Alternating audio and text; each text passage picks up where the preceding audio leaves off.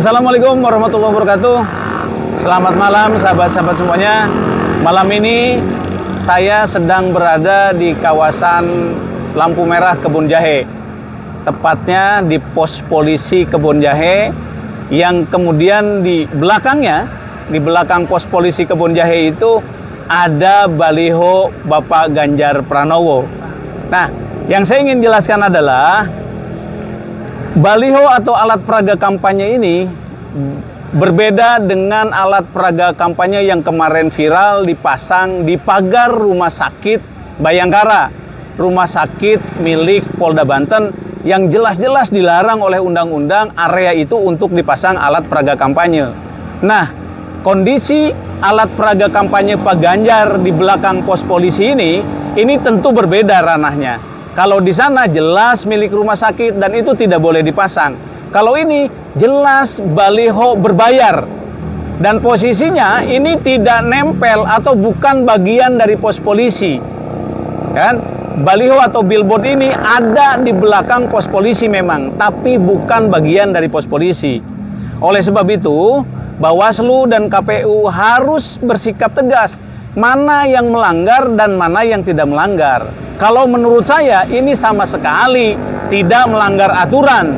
Karena baliho Pak Ganjar ini besinya juga tiangnya jauh terpisah dari pos polisi, bukan bagian dari pos polisi.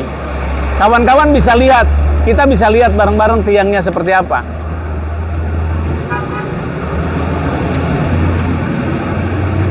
Nah, itu bisa dilihat tiangnya terpisah, tiangnya tersendiri, ya kan? Di belakang pos polisi, bukan di atas atau nempel di atap pos polisi, gitu. Teman-teman sudah saksikan semua, jadi kita bisa lihat, ya kan? Menurut kami, baliho ini bukanlah baliho yang melanggar aturan, karena tidak dipasang di fasilitas milik polisi atau fasilitas yang memang dilarang oleh aturan atau undang-undang. Kalau hanya karena baliho ini berdekatan dengan pos polisi, kemudian harus dicopot, maka ya Bawaslu atau KPU harus mencopot semua APK yang berdekatan dengan kantor-kantor lembaga-lembaga yang seharusnya netral.